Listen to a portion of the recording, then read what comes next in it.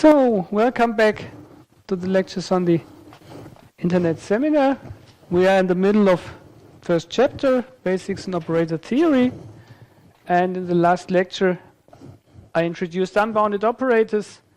And for the unbounded operators, then the notion of a spectrum and the resolvent. And so this was a new notion. So let's go back to our recurring example.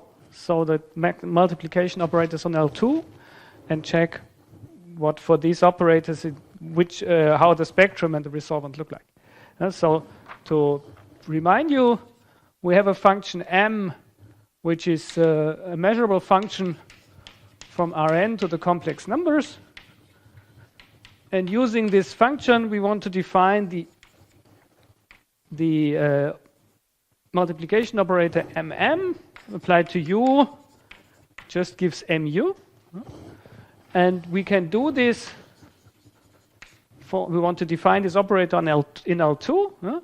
And we can do this for all functions u in L2, which make it possible for this operator to stay in L2. So all functions in L2 such that mu also is in L2. This is the domain. And the operator then is just multiplication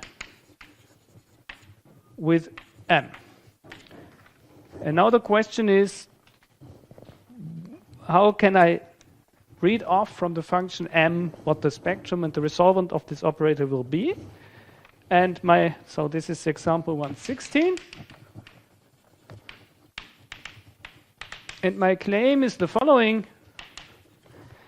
The spectrum of this multiplication operator is the so-called essential range of the function m.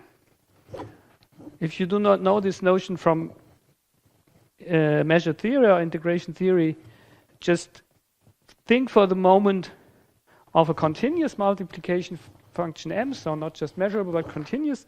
Then this is just the closure of the image of m.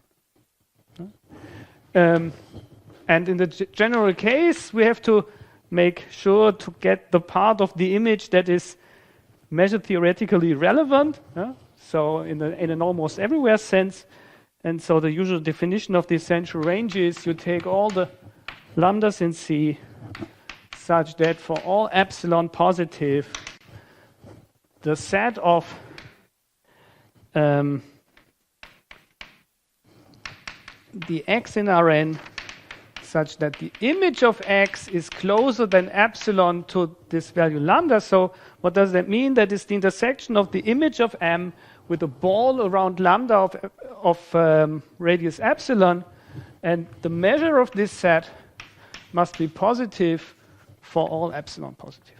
So that is the points that are really in the image of m. The intersection of the image of m with every small ball around the point has positive Lebesgue measures. So these absolute value signs around the set here mean Lebesgue measure.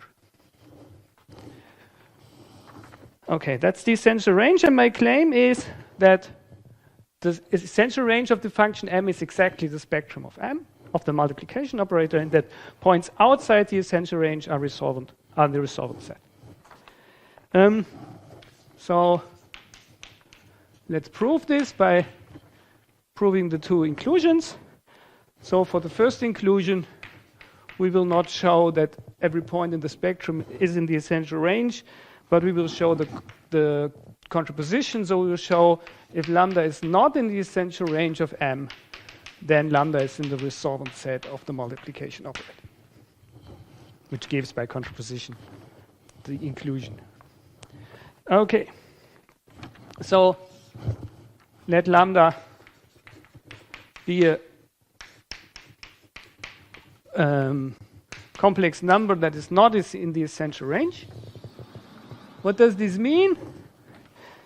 This means that for some epsilon, there's some ball around lambda such that the image of m intersected with this ball is a null set.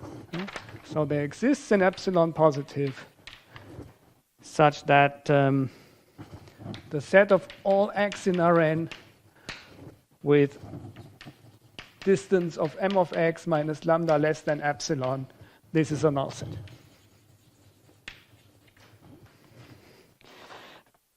Okay, but this means what? This means that for almost every x, m of x is more than epsilon away from lambda. So this means that the distance of m to lambda is greater or equal epsilon almost everywhere in Rn. And why is this interesting?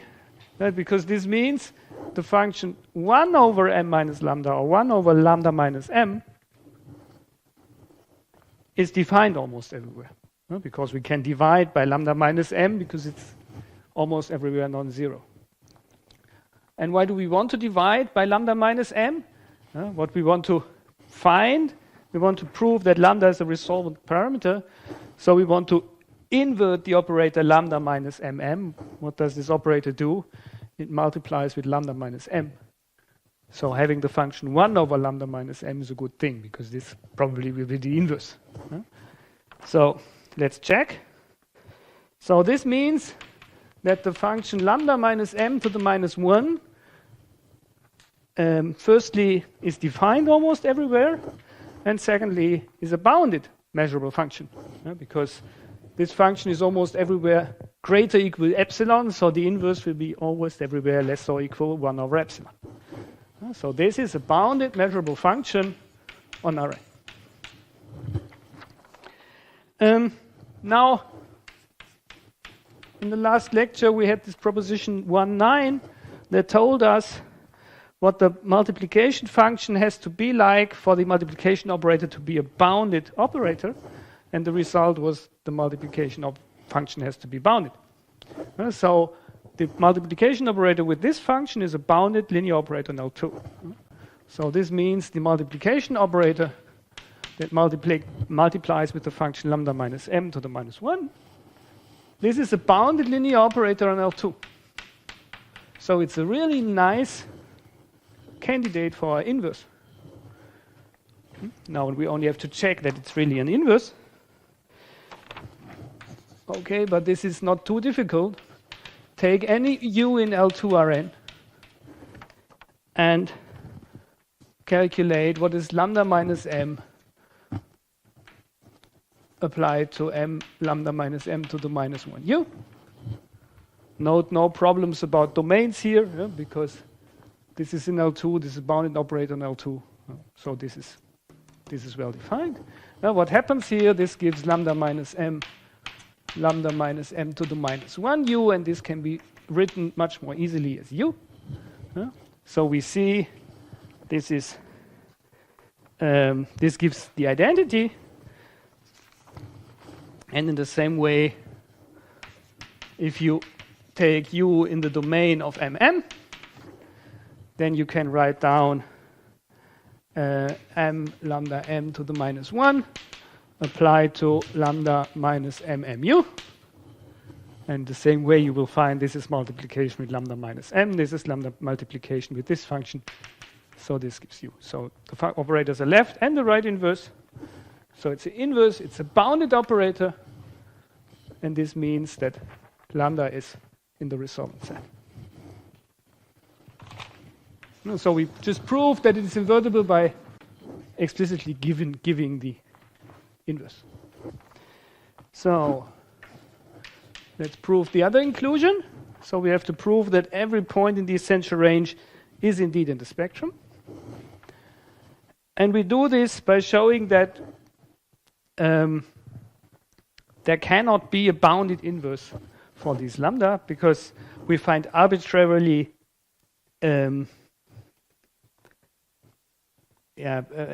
we would find an arbitrarily large bound for the operator norm of this inverse if it would exist.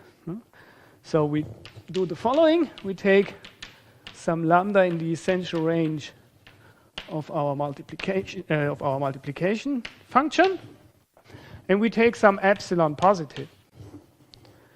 Then from the hypothesis lambda being in the essential range, we know that the Lebesgue measure of the set of all x for which m of x is closer than epsilon to lambda, this Lebesgue measure is strictly positive. This means to be in the essential range. Being in the essential range means for every epsilon, this Lebesgue measure is strictly positive. Okay. Now, naively, I would like now to take the characteristic function of this set. Let's call it A epsilon. Oh, no. I would like to take the characteristic function of this set as a function to apply my multiplication operator to. But the problem is, ironically, the problem is this set might be too large. If this is a set with infinite measure, then I have a problem because the characteristic function is not in R2. But this is a completely irrelevant problem because if the set is too large, there's no problem. So what I do is I just take a set A epsilon that is a subset of this one that has a finite Lebesgue measure. So if you have this luxury problem that your set is too large, just throw away some parts and take some part of it with finite measure. And now we take the characteristic function of this set. This is an L2 function, characteristic function of a set with bounded set with finite measure. And if you multiply with m,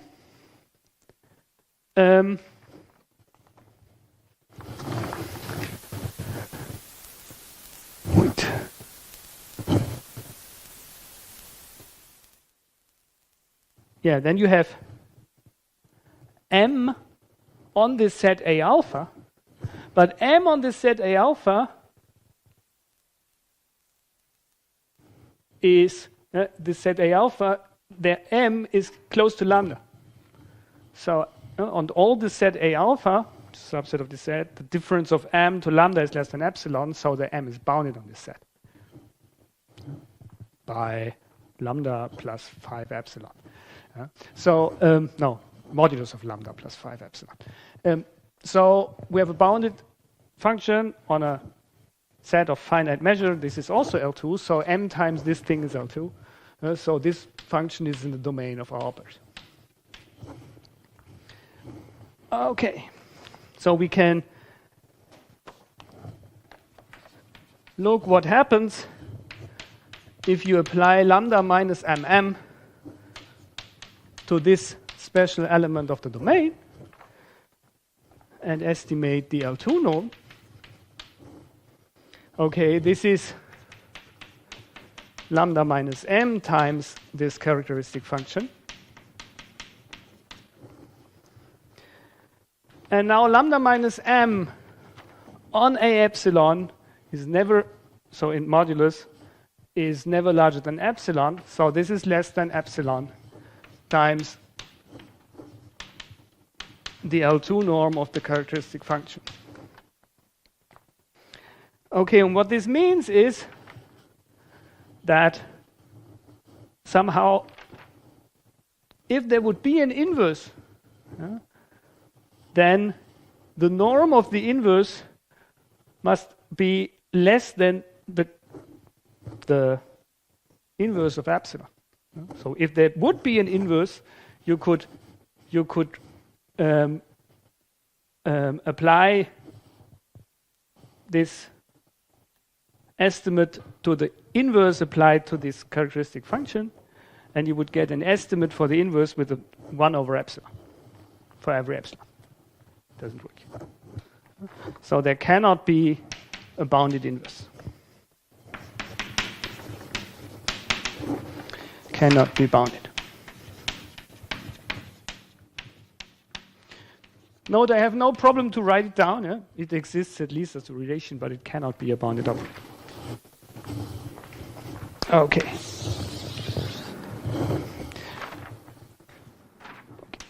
So multiplication operators have an interesting spectral theory, yeah?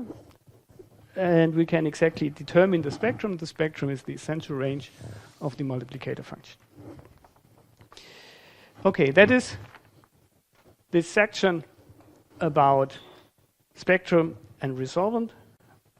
We will need these tools frequently in the course, and we will also enlarge a little bit our knowledge later, but that's the essential things to know. And in the third part of this introductory chapter, I want to talk about adjoints and self-adjoints. And for this, we will specialize to Hilbert spaces. So up to now, everything was in Banach space. From now on, and more or less for the rest of this whole course, we will mainly stay in Hilbert spaces. From time to time, we will need Banach spaces. Yeah? For instance, if you look at the space of all bounded operators on a Hilbert space, this is not a Hilbert space, this is just a Banach space. That's why we introduced the notions on Banach spaces, but the main mathematics will be done in Hilbert spaces. So from now on, everything is in Hilbert spaces, and we will talk about adjoints, and in Hilbert space, this does make sense, self-adjoints.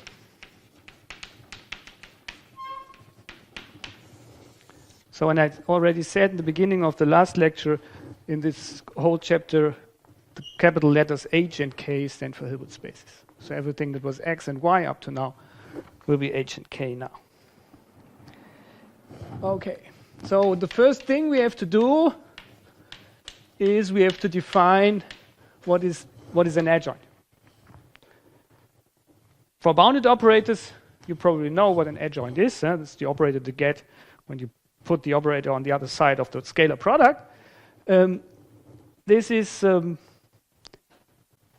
one way to see it, but now we have unbounded operators, so we have in addition the complication that we have domains, so we have to talk about domains.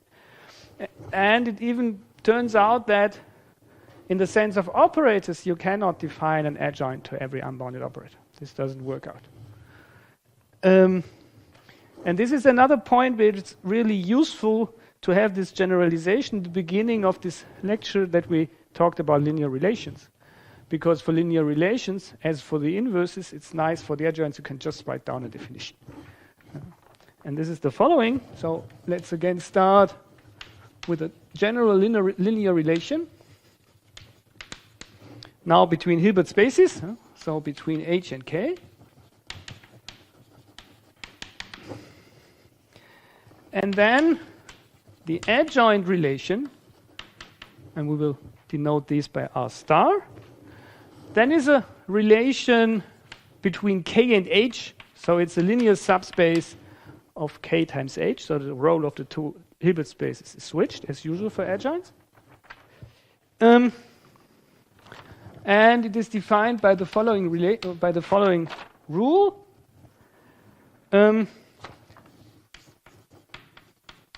The pair WZ belongs to the adjoint relation if and only if for all pairs UV that are in the relation R, the scalar product of U with Z in H is the same as the scalar product of V with W in K. So a pair is in the adjoint relation whenever for all pairs in the relation, the scalar products of the corresponding elements that belong to H, that is here the U and here the Z. Yeah? So R is subset of H times K, R star is subset of K times H. So these two scalar products and these two scalar products have to be the same. Yeah? And this should and could remind you, if you think about adjoints, you have to have something like that in mind. Yeah? This is built in this definition. Yeah? The scalar product stays the same if you put the operator on the other side. Yeah? But the nice thing about relations is that we do not have to bother and to think about. So even if this is an operator, it's in no way obvious why for every W there should only be one Z such that and things like that. And in general, it's just false. So that is why on the for relations, writing down the definition of adjoint is nice. And now the obvious next question is, when I know that R instead is even a linear operator, can I hope that R star is always a linear operator? Answer no. But are there properties of R that ensure that R star gets a linear operator? That's the obvious next question. And before we start with this, I would like to show you an alternative perspective on this definition. Now, this is a definition using the scalar products and all quantifications, and which is nice to calculate. But there is another way, equivalent definition of the adjoint that is more geometric in nature, and that is often useful to talk about adjoints on an abstract level. And this is the following way I claim, so alternative perspective on adjoints. So these spaces h times k and k times h are in a natural way themselves Hilbert spaces. Yeah? So you can define a scalar product on the Cartesian product of the two just by adding the two scalar products of the two Hilbert spaces. So they are Hilbert spaces in a natural way, and I claim the following. If you take the following rather easy map, so this is a map phi going from h times k to k times h, and what it does, it takes a pair of uv in h times k, and it flips the entries and gives a minus sign, so it's minus vu. It's a rather easy map. Just flip the entries and give the first entry a minus sign. And if you consider this map, then I claim that the adjoint relation of R then is nothing else than take your relation as a subset of h times k, plug it into phi.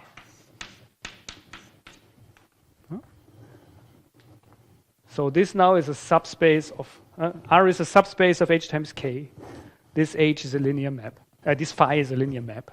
So phi of R is a subspace of k times h. And then of this subspace you take the orthogonal complement in k times h. And I claim this is exactly the adjoint. It's a geometric way to see the adjoint. And it even holds the other way around, so you can also you start with your relation, you take the orthogonal complement in h times k. This gives again a linear subspace, and then you plug this into phi. This gives you the same. Okay, and just to give you a feeling why this should be true, let's prove this one.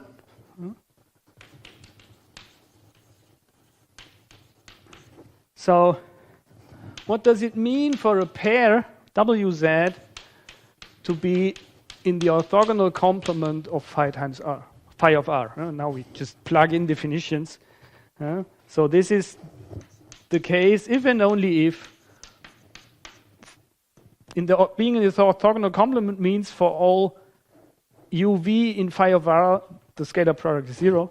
So for all uv in phi of r, you get that the scalar product of wz with uv in, what is it, k times h is 0. Okay, what is this scalar product? As I said, the scalar product in the Cartesian product is just the sum of the scalar products. So this is the scalar product of w and z. No, of w and what do we need? We need, this is the orthogonal complement. Now I have phi of r for all uv in phi of r. Yeah. So this means for all uv in R, now let's put in the phi of R here. So this is wz applied to minus vu on k times h0. This is the phi. Now this is the same as for all uv in R. Now the scalar product of w with minus v on k plus the scalar product of z with u in h is 0. Now take the minus out, put this to the other side, and I hope we are exactly up there. U of z, v of w. Okay, you have also to flip the two scalar products. This gives you this gives you two complex conjugates, but this doesn't change anything. So this is if and only if wz is in the adjoint relation. So this is just plugging in definitions and calculating with scalar products. But nevertheless, it's an interesting way to look at adjoints. So adjoints you get by flipping the components of the relation, putting in the minus sign, and then taking the orthogonal complement. This is also not really geometrically obvious with what happens, but you will see in a minute that it's interesting to know, because in some instances you can shorten proofs enormously by using this point of view instead of calculating stuff. We will see an example in a minute.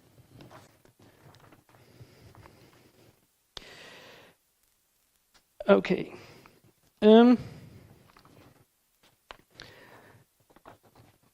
So now let's address the question already stated. When can we have hope that our operator has an adjoint that is also an operator? So now we talk about operators. So we start with a linear operator L from H to K. And we collect some properties of the adjoint and answer the question I just posed. So the first property of the adjoint is no importance how bad L is. As soon as L is a linear operator, the adjoint gets better, it's a closed one. So the adjoint of a linear operator is always a closed relation. Generally it's a relation, but it's always closed. This is one of the examples where you can prove this by using the definition. You will take some sequences and calculate and show, okay, the sequence is in the limit is there, and then so you write down 8-9 lines, and it works. But using this perspective, it's a one-line thing. The adjoint is the orthogonal complement of some subspace. So it's closed. Yeah? You even do not have to write something. It's obvious. And that's what I mean. That's why it's so important to have these two viewpoints. Some things are easier in this way, some things are easier this way, and it's good to have both ways, because they are so completely different. It's a geometric thing and calculating thing. Okay, now the answer to the question is L star a linear operator, or when is L star a linear operator? And the nice thing is you can characterize this. So L star is a linear operator if and only if your operator L is densely defined. So this also tells you, in general, it's not. Take any not densely defined linear operator, and you will have an adjoint that is not an operator. But it's nice to have a characterization, so you can, as soon as your operator is densely defined, you will be sure that the adjoint is a linear operator. Okay, this is part 2. In this case, you can even describe what the domain of this L star will look like. In this case, the domain of L star is given as all those W in K for which there exists some Z in H with a property that the scalar product of U and Z is the same as the scalar product of LU with W So this is a scalar product in K for all U in the domain of L. So look again at this, what is written here. Yeah. Okay, this equation only makes sense for U in the domain of L, so it's good to have this quantifier here. And what is written here, the domain of L star is the set of all W for which there is a chance to find a Z such that U, this Z, is the same as LUW. Yeah? So the Z somehow is the candidate to be L star U, L star W. Yeah?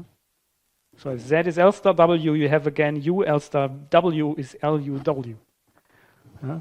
And if there is no such W, no such Z, if there is no such Z for the W, there is no chance to define an adjoint, because the adjoint should satisfy U L star W equals LUW. Yeah? Okay, so this is the biggest set for which you can hope to define an adjoint. And then it turns out, it will turn out in the proof, as soon as L is densely defined, whenever this Z exists, it's unique. So this defines you an operator by just putting L star W equals Z.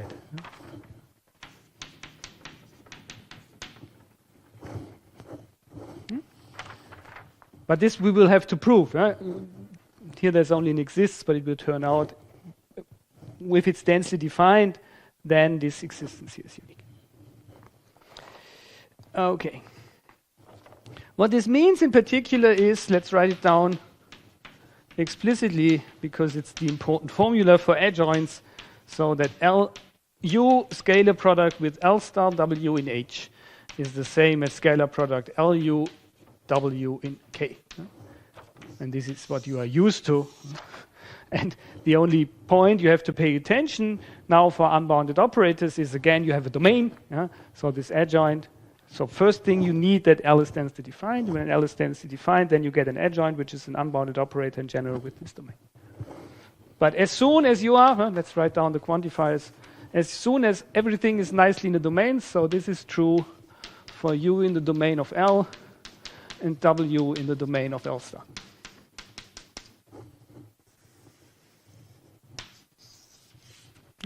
As soon as you're in the domains, you can do the calculation as you are accustomed to. Yeah? Just put the operators to the other side and put a star. Yeah? But please be cautious. Before you do that, check the domains. Yeah? Always the nuisance about unbounded operators. You can only do this when you are sure that both things are in domains. And usually this is the hard part. Okay. So, and then this proposition, there's this third nice property of adjoints, and that's the following thing. If you are in the nice setting that L star is an operator, so if L is closed and densely defined, okay, for L star to be an operator, it would suffice to be densely defined, but let's put also closed into it, because in this situation, everything gets nicely symmetric. So if L is closed and densely defined, then I claim L star is closed and densely defined. Okay, that it's closed, we know already. Yeah. But it turns out that it's even then also densely defined. So what that does mean is that now we can do an adjoint of the adjoint. Yeah, because L star has the same nice properties as L. And the question is, what is it? And the nice thing is, it's as you would hope to be, it's L. So the adjoint is the adjoint. Adjoint of the adjoint is the adjoint if the operator is closed and densely defined. Attention, this is not true if it's just only densely defined. No? Okay. So let's do some proof.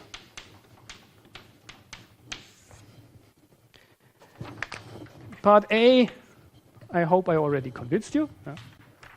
Orthogonal complement of some subspace. Okay, part B, that's the key part of this of this proposition. So we have to prove that our L star is a linear operator if and only if L is density defined. Now we have to remind what does it mean for a relation to be a linear operator. This means that the kernel of the inverse is only trivial. That was, if you go back to, it was remark 1, 2 or something. So to prove that a linear relation is a linear operator, you take the inverse of the relation and check the kernel, and you have to show that this kernel is only 0. So what we do is we take some z from this kernel, and we have to show that z is 0. So what does it mean to be in the kernel? This means that z is mapped. What does it mean to be in a kernel of a linear relation? Means that the pair z0 is in L star to the minus 1. So this is the case if and only if the pair z0 is in L star to the minus 1. And this is the case if and only if 0z is in L star. Inverses are just flipping the entries. Okay, so 0z is in L star. And now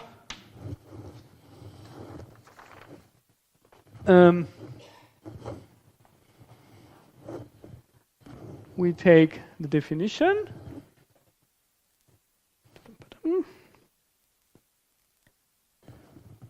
So this is the case if and only if for all uv in L, we have that the scalar product of u with the 0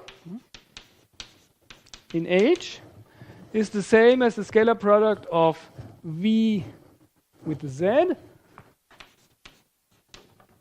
in K. Okay, a scalar product with 0, this is not so difficult to evaluate. This is 0. Okay, so what does it mean? This means for all v in the range of L, no,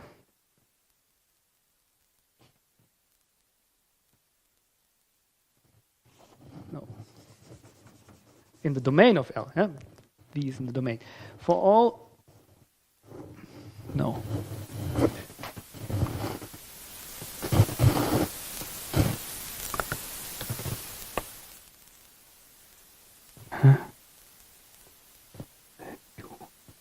Yeah, I switched it the wrong way.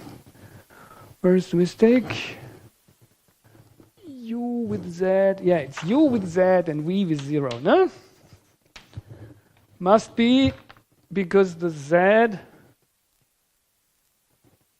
is in H. 0 is in K, Z is in H. L star goes from K to H. So this is K, this is H. So it's U and Z and V and 0. Okay, so we get, and then we get that this is 0. Okay. Now we are back on track. So for every U in the domain of L, so whenever there is such a pair in L such that U is in the first component, so for every U in the domain of L, the scalar product of U with Z is 0. So Z is in this kernel if and only if we have this assertion here. Okay, and what does that mean? That does mean that Z is a linear operator, L star is a linear operator, if and only if the kernel of L star to the minus 1 is just the 0 vector. This is our characterization of being a linear operator. This is if and only if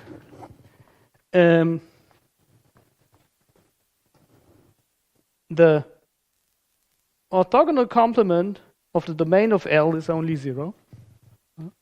So domain of L orthogonal complement is just 0. This is the calculation down here.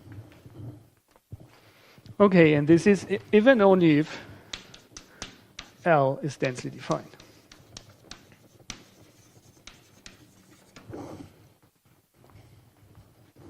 Okay, so this is this part here, and now we have to see why this is true.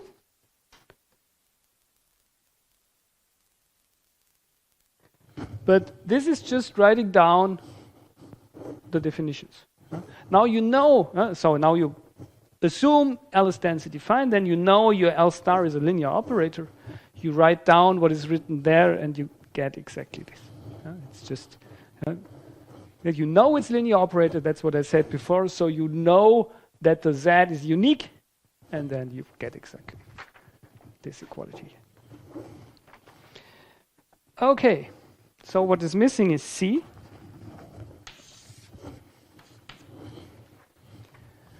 So this symmetry thing, if you have a closed and densely defined operator, then the adjoint is of the same quality, and doing the adjoint twice gives you L again. So, and this is again a case where it's really a good idea to not use this one, but to use that one, to go again about, to argue again by orthogonal complements,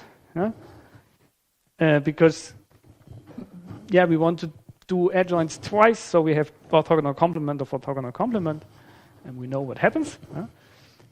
So, if L is closed and densely defined, I hope convinced you that L star is of the same quality.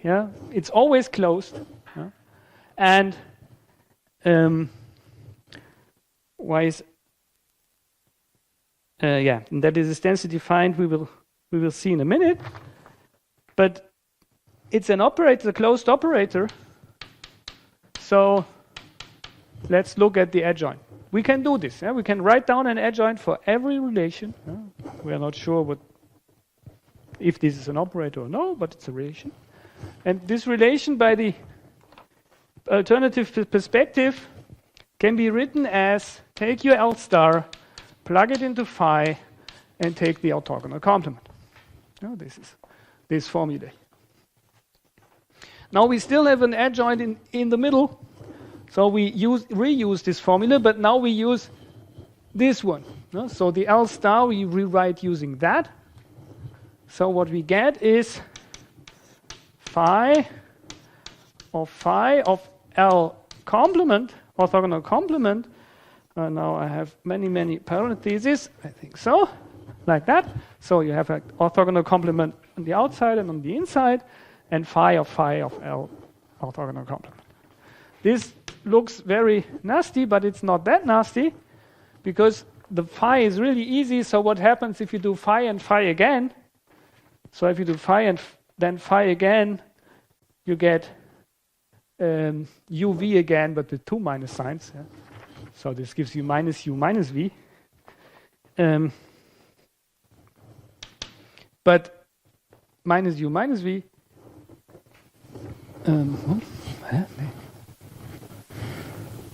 Phi and phi again. Minus vu.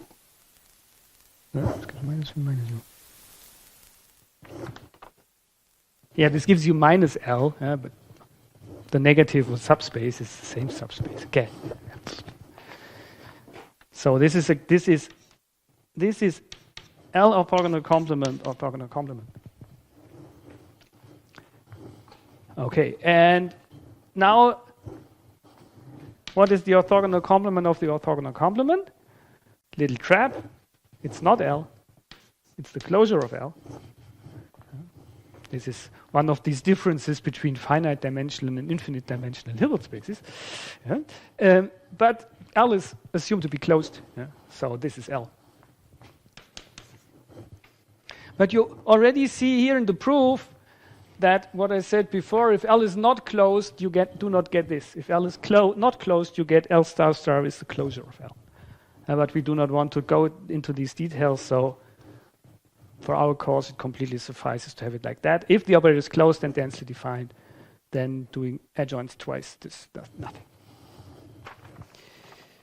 Okay.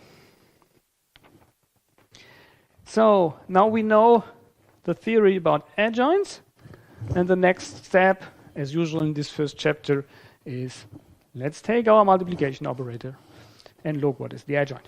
Yeah? Okay, and I think we will do this after the break. So let's restart again. I once more copied the definition of the adjoint in the case where L star is an operator. So if L is densely defined, then the domain is this. We will need this again in a couple of minutes, just for reference. So as I already announced, what we will now do is we go back to our multiplication operator. And what I claim is that the adjoint of the multiplication with m, what do we expect? Perhaps it's good to do the calculation first to know what is the natural thing for the adjoint. What we want to have, just formally, we want to have that the scalar product. So every scalar product I write down in this example is L2 scalar product because we are just in L2. We want to have that MMUW. So that this is equal to something, to use something W. So what is MMUW? This is the scalar product, so the Rn integral of mu times W bar. You want to get the m to the W, so the natural thing to do is to write this as integral over u m bar W bar. So this is scalar product of u with the multiplication of with m bar. So if everything works out nicely, the adjoint should be the multiplication operator with the multiplication of function m bar. So let's try to prove this. So my claim is that this is the same as the multiplication operator with multiplication operator m bar. If I might say something nasty, if you find this claim in some physics lecture, this would be the proof. And what is important for me to that you see this, it's not a proof, because this equality of operators here involves many things. It involves that they do the same thing. So that the adjoint of mm applied to some u is m bar applied to some u. But this is just part of the story. Writing down operator equals operator means both have the same domain, and on this domain they do the same thing. And when you get accustomed to unbounded operators, you will see 85% of the work usually is in the first part. So to show they both have the same domain, and then there is 15% left to show that they do the same thing. This is usually the easy part of the proof. So this part. So we have to be a bit more cautious. We have to prove more. We have to prove that these operators coincide as unbounded operators. So what we first do.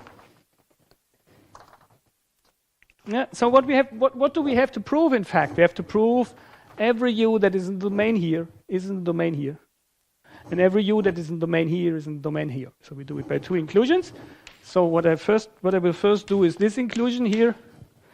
So I take a w in the domain of the multiplication operator with m bar. The good thing is I know what this is.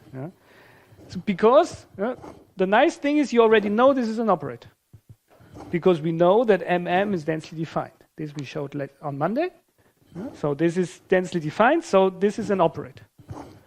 Okay, so we can use stuff like that. So we take w in the domain of the multiplication operator with m bar. Then we know that for all u in the domain of mm, now just use this one. So you know this is in the domain, so this is here. So for all u, you know that MMU applied to W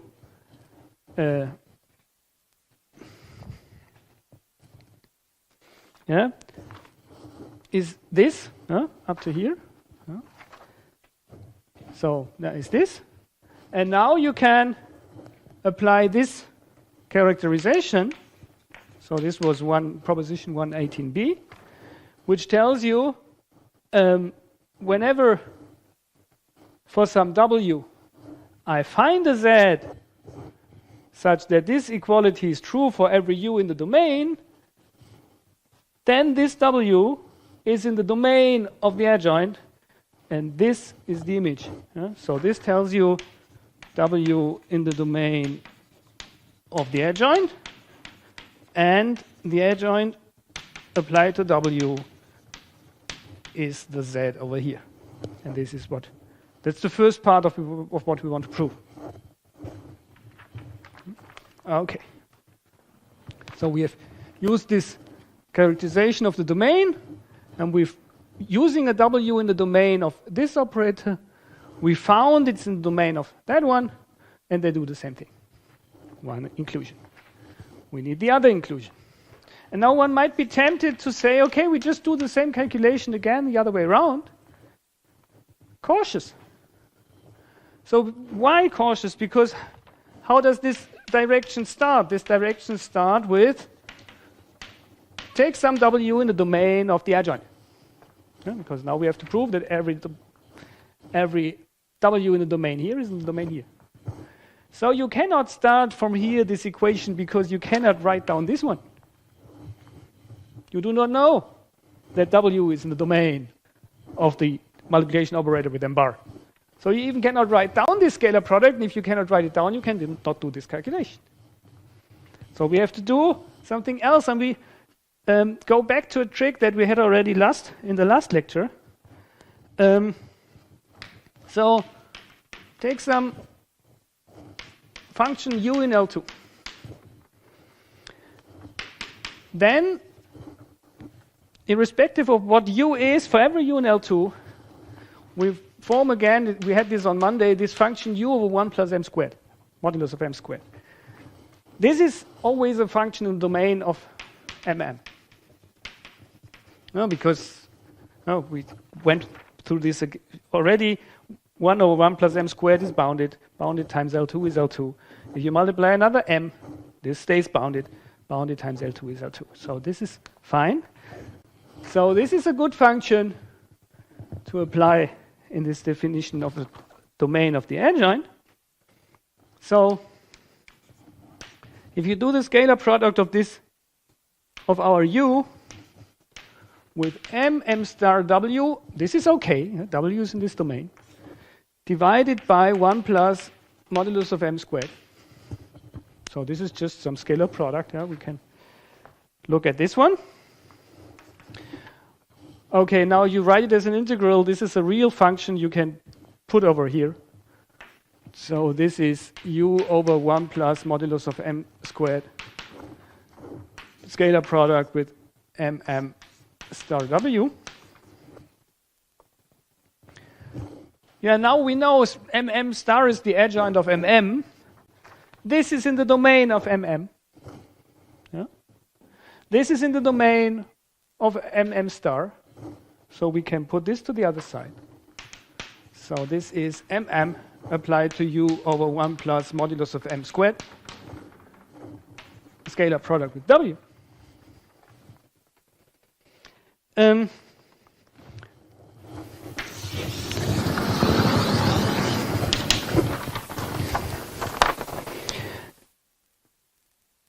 And now, okay, this mm you write as mu. Now you do this calculation, but not backwards, but in the same way. You have mm something applied to w. This is the same as if you take the something and put the m with a bar on the other side. So this is u over 1 plus modulus of m squared, and mw, m bar w. Now you can put this back on the other side. This is scalar product of u with m bar w over 1 plus m squared. Okay. And what does that mean? Now you have for every u in L2, this scalar product is the same as the scalar product over there.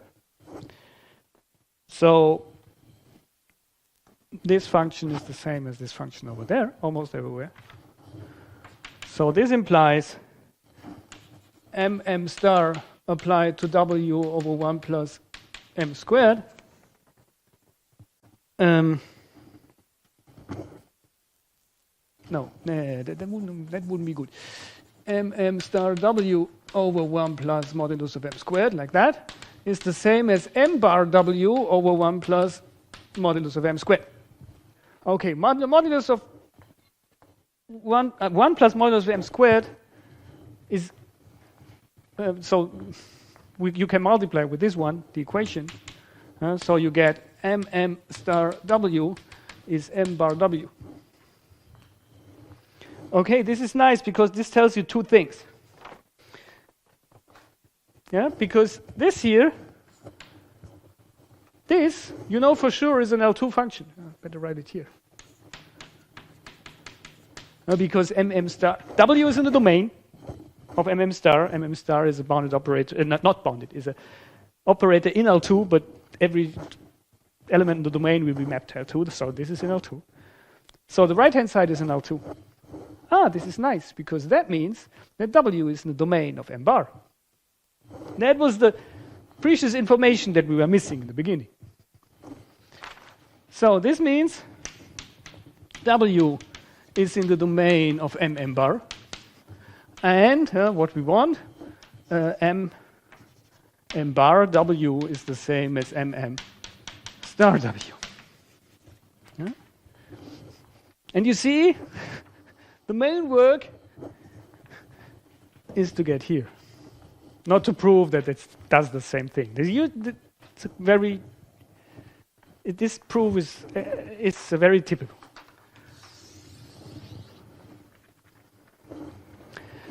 Okay. So now we have this notion of an adjoint, and the obvious next thing is, how do we calculate with the adjoint? So what happens if we add two operators and take the adjoint of the sum? If we put together, if we concatenate two operators, and what is about the adjoint of that? So there's now a huge proposition with all of this calculating stuff for adjoint operators. This is proposition 120. So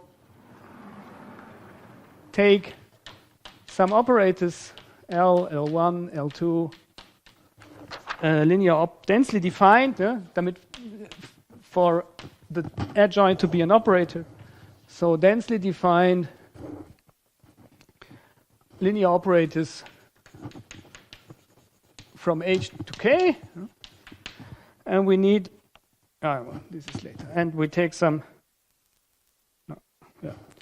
and then we have the following calculation rules. So the first thing is, if one of these operators is an extension of the other, and you do adjoints, this will flip.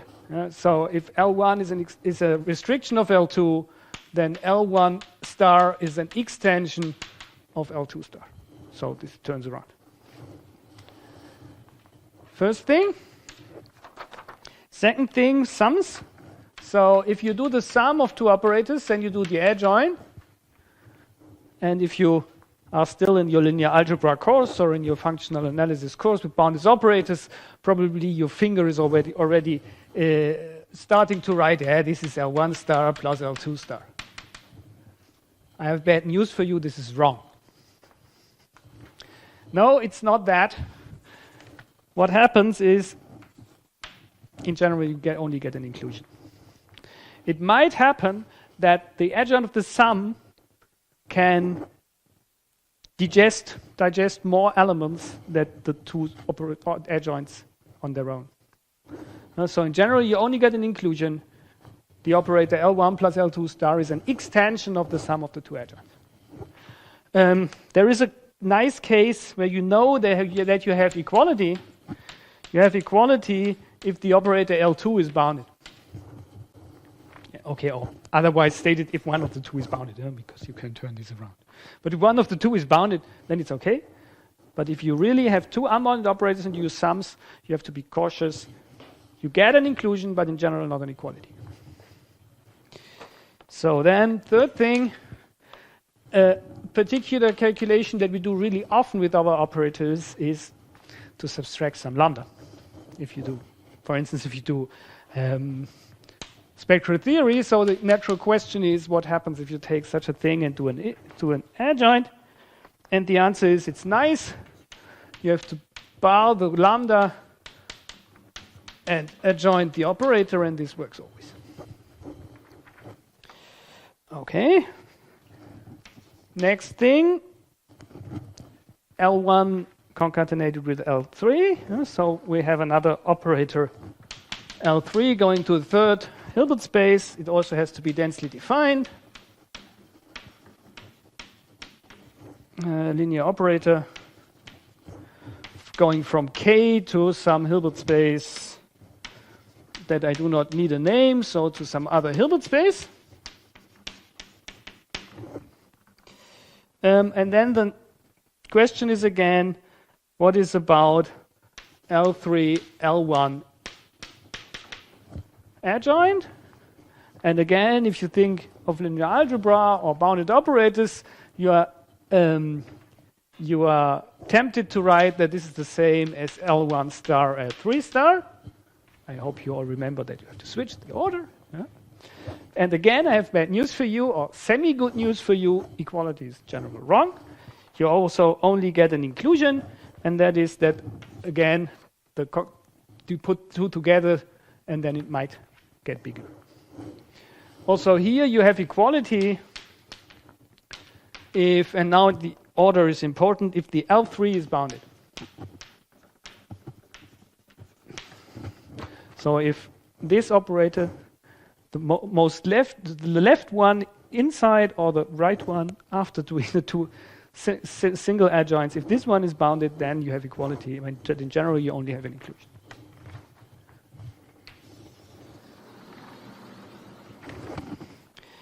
Okay.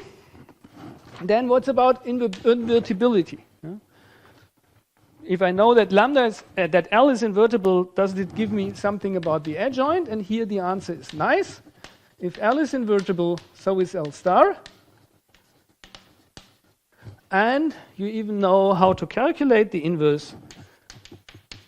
The adjoint, doing the adjoint and doing the inverse just commutes. So it's of no importance in which order you do it. You can do first the adjoint, then the inverse, or the other way around. It's the same thing. If you know that it's invertible. Then, if you have a linear operator that is in general not closed, then there is an interesting question: how do the adjoint of L and the adjoint of the closure interrelate? Now, there's one thing which is sure. The L is a restriction of the closure of L, so by A you get one inclusion, but in general you even get always an equality. This shouldn't be too much of a surprise if you think of the adjoint as orthogonal complements of some subspaces, because then they do not see the closure. Okay. Next thing. The kernel of the adjoint of L is the same as taking the range of L and the orthogonal complement of this one. This in particular means if L has dense range, so if L is nearly surjective, so if L has dense range, so this orthogonal complement is also only 0, then L star is invertible. Is injective. Then L star is injective. So dense range of L gives injectivity of L star. This is always good to have in mind that these things are interrelated. Okay, and then finally H. If L is bounded, so you are back to what you know from function analysis, then L star is bounded, and the operator norms coincide, so the operator norm of L going from H to K is the same as the operator norm of L star going from K to H. Okay. So this is many rules. Now there should be many proofs. they are mainly put into the exercises. So A to G are in the exercises. I hope to present you H, but I will not have the time, so H is in the lecture notes. But all this stuff, A to J, is a good way to get accustomed to adjoints of unbounded operators. So, and to look into these two perspectives via geometric one and calculating one, and to get a first feeling how this works. Okay. If we now look at these calculation rules, there might be something that gives us hope that spectral theory of adjoints should be rather nice. Because the adjoint of lambda minus L is closely related to the adjoint of L. Invertibility of L and invertibility of L star are closely related. So we could hope that if we know something about the spectrum of L, or the resolvent set of L, we can also find something about L star. And this hope is well fulfilled. There's a nice result about the spectrum and the resolvent set of the adjoint. This is proposition 121. And it says the following. So if I have a closed and densely defined operators, I know I need this here, I need densely defined to have a nice operator as an adjoint. And I need closed to have some interesting spectral theory. Yeah? We saw last time if the operator is not closed, then the resolvent set is always empty. So spectral theory is not that interesting. So, but it's closed and densely defined. And if I want to do spectral theory, it has to go from H to H. And then I claim that I can immediately tell you what the spectrum of L star is if you know the spectrum of L. So then I claim the spectrum of L star is just the complex conjugated of the spectrum of L. So take the spectrum of L, put a bar on it, and you have the spectrum of L star. And you can even write down the resolvent.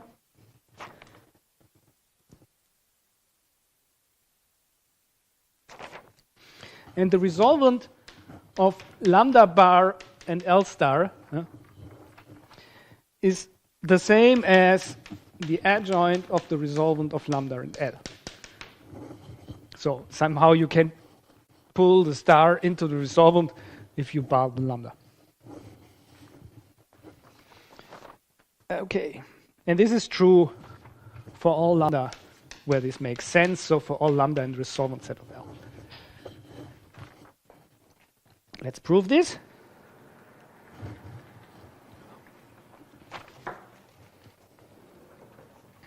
So take some lambda in the resolvent set of L. Then you know that lambda minus L is invertible. That is what it means for lambda to be in the resolvent set. But by, E of the proposition 120, you know that then also the adjoint is invertible. Because the adjoint of every invertible operator is invertible, and you know that you can interchange, so lambda minus L to the minus 1, and then star is the same as lambda minus L star, and then inverting. And now you just write down what is written here. So this is the resolvent of L star in lambda. And this, now you have lambda minus L star. This was, it's all up there. So this is C. This is lambda bar minus L star inverse. So this is the resolvent of lambda bar L star. And this gives you all you needed. No, this is one direction. Yeah? This shows that for every lambda in the resolvent set of lambda, lambda bar is in the resolvent set of lambda star. Now you need it the other way around. But the other way around, you can, now since your operator is closed and densely defined, L and L star are nicely symmetric. So you apply all this to L star, and what you get is that You take lambda bar in row of L star. Then you get that lambda bar bar is in row of L star star, which is row of L star. And then you are done. Because this means this lambda is in row of L.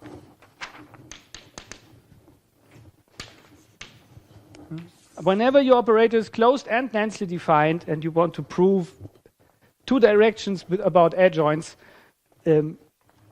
try the trick to apply the direction that you did first to L star. Most of the time this will get you back. Like here. Okay.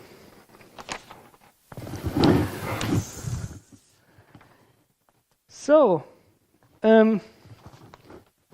this was adjoints, and I said in the beginning this chapter will also be on self-adjoint operators. So let's define this notion. I think every one of you knows what a self-adjoint operator in the bounded case or in the linear algebra case is. So it's also only a question of lifting this definition and to check what we have to do, where we have to do, be cautious about the domains. Yeah. So I will define two notions. I will define a notion of symmetry and of self-adjointness. For bounded operators, these two things coincide. And this is the point where you have to pay attention here. Yeah? Symmetry and self-adjointness will be very different things. Yeah? Okay, let's start with symmetry. So a linear operator L in H is called symmetric if you have that what you want to have of a self-adjoint operator. So if LUV, the scalar product in H, is the same as the scalar product of ULV in H for all U and V where this makes sense, so for all U and V in the domain of L. This is what you usually would, this is again nasty, but this is what you usually would find in physics books as a definition of self-adjointness. Because what in physics usually is done, they ignore domains. And for a very good reason, this is not self-adjointness. This is symmetry. Symmetry means you can do the usual calculation that you are accustomed to with self-adjoint operators on the domains. What is the definition of self-adjointness? First thing, okay, this is our choice. We decided that self-adjoint operators are by definition always densely defined, as we only qualify densely defined operators to be self-adjoint. So it has to be densely defined in advance. So a densely defined linear operator L in H is called self-adjoint if, okay, this is also a very naive thing. Self-adjoint means it's its own adjoint. So let's define it like that. So we call it self-adjoint if L and L star coincide. But this is more than just this equation. Again, writing down a linear operator is same as another linear operator. It's two things. It means the two domains coincide, and on the domains they do the same thing. This is more than just on the domains they do the same thing.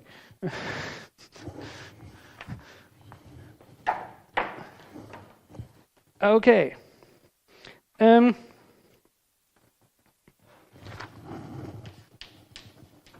Let me show you that self-adjointness is more than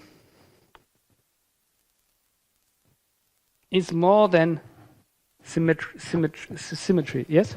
If the second line, I quote, there is one star inside the brackets which should be outside the first R of lambda.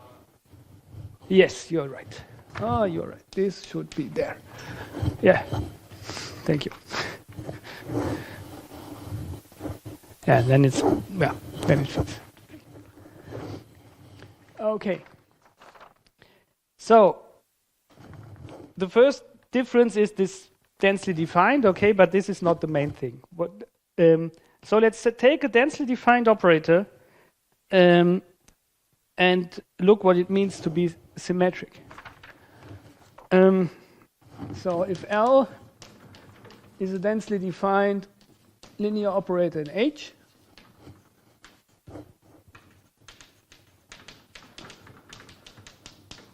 then L is symmetric if and only if the operator is a restriction of its own adjoint. A restriction and not equal. So symmetry somehow is one of the inclusions you need here, but only one. And it's no problem to write down a symmetric operator that is not self-adjoint. If you want to have one, take the nicest self-adjoint operator that you know and make its domain smaller. Yeah. Take the Laplace operator with a nice domain on L2 that makes it self-adjoint, and take as your domain every CC infinity function. Yeah, then it's symmetric, but not self-adjoint. Okay, so symmetry means L is contained in its adjoint. Self-adjoint means they are really equal. And I assure you, whenever you want to prove that an operator is self-adjoint, usually the first 2 lines is showing symmetry, and the next 25 lines is showing the other inclusion. Yeah. Also here, the awful part usually is just not, they do the same thing, but the domains fit. Okay, so let's prove this. So this is a if and only if. Let's go from left to right. So if L is symmetric, then let's take some V in the domain of L and show that it's in the domain of L star and that they do the same thing. Yeah? So if you have a V in the domain of L and you have another U, or the same, some U in the domain of L, then what we have to prove is that it's symmetric, so we have to prove that it does this one. Huh? So you look at ULV.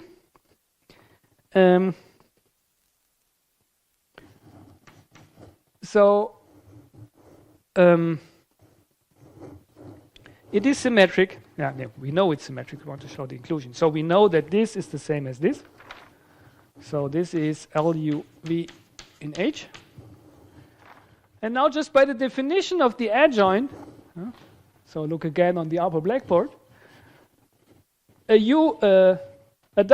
V is in the domain of the adjoint if for every U there is some element where you have this equality. Okay, for every U there is some element where you have this equality by symmetry. So this means that V is in the domain of L star, and L star V equals LV. Okay. So this is one inclusion. So this means whenever you are symmetric, you have this inclusion. Now, the other way around, when you have this inclusion, this gives you symmetry. So this direction. So for all U and V in the domain of L, you get, so we want to calculate that you have this equality, so you have LUV. Okay, you know L is densely defined, so the adjoint is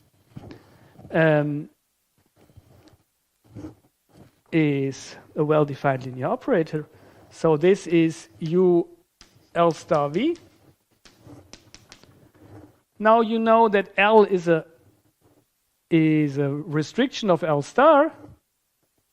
V is in the domain of L. So this is the same as U L V. So this is because L is a restriction of L star, and by hypothesis, where is it here? V is in the domain of L, so I can replace L star by L. And this is symmetry.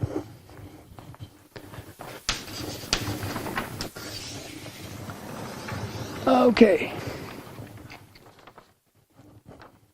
So once more, pay attention. What we now know is self-adjoint implies densely defined for us just by definition. plus symmetric, the other direction is awfully false.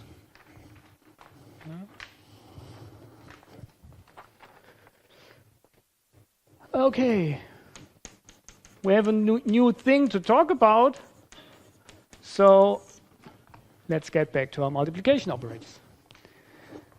And now we do not have to work much, so the question is, for which multiplication function m's is our multiplication operator self-adjoint? We know what the adjoint is. The adjoint is the multiplication operator with m bar. So we only have to check under which conditions on m the multiplication with m and with m bar is the same. Okay, this means the m has to be almost everywhere real valued. So m and m bar must be the same almost everywhere. So what we get is that our multiplication operator is self-adjoint if and only if the mm bar, which is the mm star, is the same as an mm. And the nice thing is we know already, in this case it's really nice because we know already that the domain of mm bar and the domain of mm is the same. What is the domain of mm? It's all the functions u in L2 such that mu is in L2. But when mu is in L2, m bar u is also in L2 because the absolute value doesn't see the bar. You can put as many bars as you wish. This doesn't change anything. So any function that is in here and the other way around. So they have really the same domain. So all these three operators have the same domain and they do the same thing. So these what have I written here? Yeah.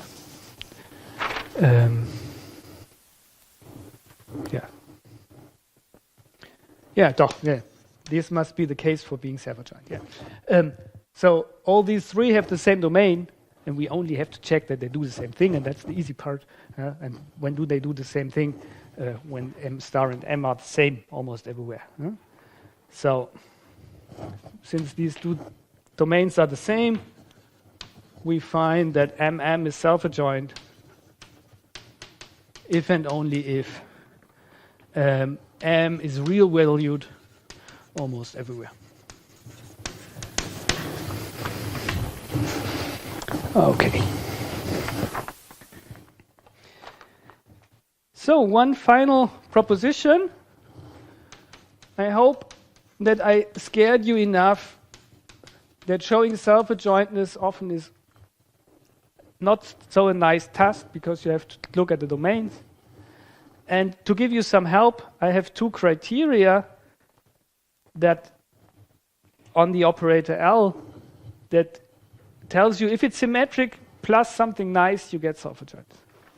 And that's this proposition 125. So we start with a closed, densely defined and symmetric operator. Being symmetric, you can also think of it like that. Being symmetric means it somehow has the potential to be self-adjoint. It fulfills the right equation.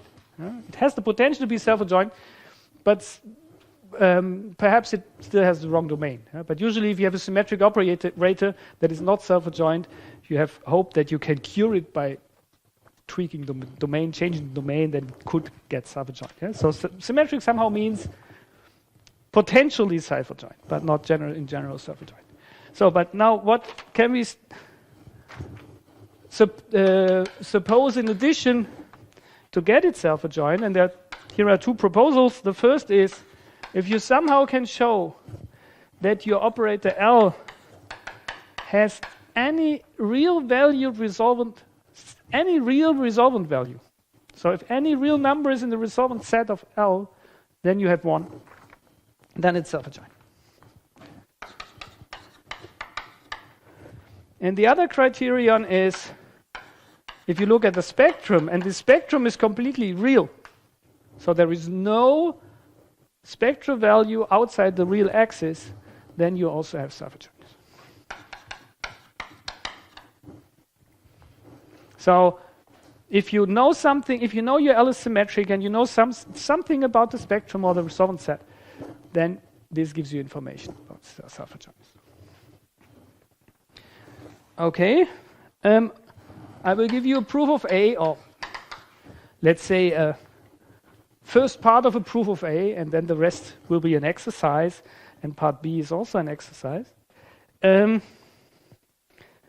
So what is the idea behind the proof of A? So we know that there is some resolvent value of L on the real axis, so take it. Then you know that L is symmetric. Okay, this implies that lambda minus L also is symmetric.